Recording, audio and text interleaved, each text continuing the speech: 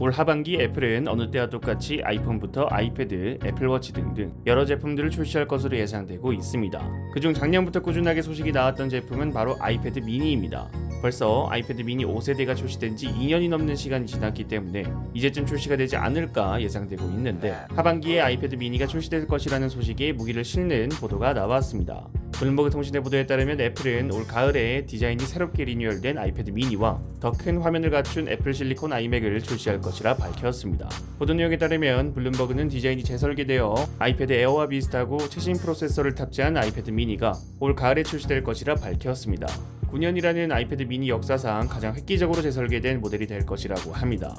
또한 애플은 애플 실리콘으로 구동되는 더 큰 화면의 아이맥을 계속해서 개발 중이며 27인치 인텔 아이맥을 대체하기 위해 더 크고 재설계된 아이맥이 준비 중이라고 합니다. 올해 5월 블룸버그는 애플이 24인치 아이맥 출하에 더욱 집중하기 위하여 더 큰 디스플레이의 아이맥 개발을 중단했다고 보도했습니다. 어느 정도 문제 해결이 끝났다고 판단한 건지 다시 진행에 들어간 건데, 올해의 아이맥이 리뉴얼되었기 때문에 큰 이변이 없다면 24인치 아이맥의 디자인이 그대로 유지가 될 겁니다. 그런데 라인업 자체는 구분되는 모델일 수도 있습니다. 애플은 하반기에 M1의 개선판 M1X 프로세서를 탑재한 14인치, 16인치 맥북 프로를 공개할 것으로 예상됩니다. 더 큰 디스플레이의 아이맥도 24인치 아이맥처럼 M1이 아닌 M1X 프로세서를 탑재할 것으로 예상되고 있기 때문에 혹시나 아이맥 프로로 출시될 가능성도 배제할 수는 없습니다. 그렇다면 디자인은 유지하되 색상은 차이가 날 수도 있겠죠. 또한 올해 초 32인치 아이맥에 대한 소식도 나왔었는데 대중성이 더 높은 크기는 27인치일 거란 말이죠. 그렇기 때문에 이번 아이맥은 27인치, 32인치 둘 다 나올지, 27인치를 건너뛰고 32인치만 나올지, 아니면 32인치는 단순 루머로 끝이 날지도 궁금해집니다.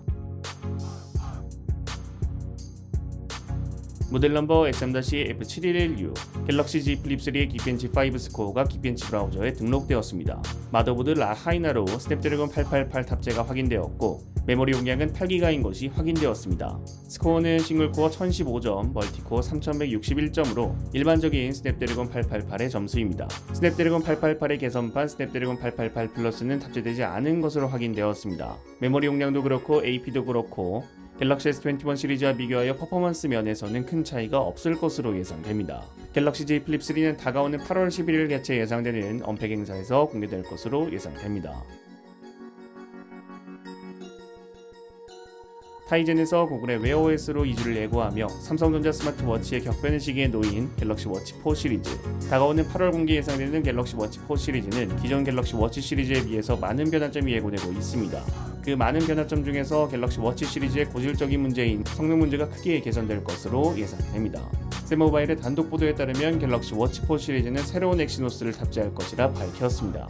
보도 내용에 따르면 8월 11일 개최 예상되는 언팩 행사에서 공개된 삼성전자의 차기 스마트워치 갤럭시 워치 4 시리즈는 지난 몇 년 동안 사용되던 엑시노스 9110에서 벗어나 새로운 AP인 엑시노스 W920을 탑재할 것이라 밝혔습니다. 2018년 갤럭시 워치 1부터 2020년 갤럭시 워치 3까지 드디어 4년 만에 고질적인 문제가 해결되는 겁니다.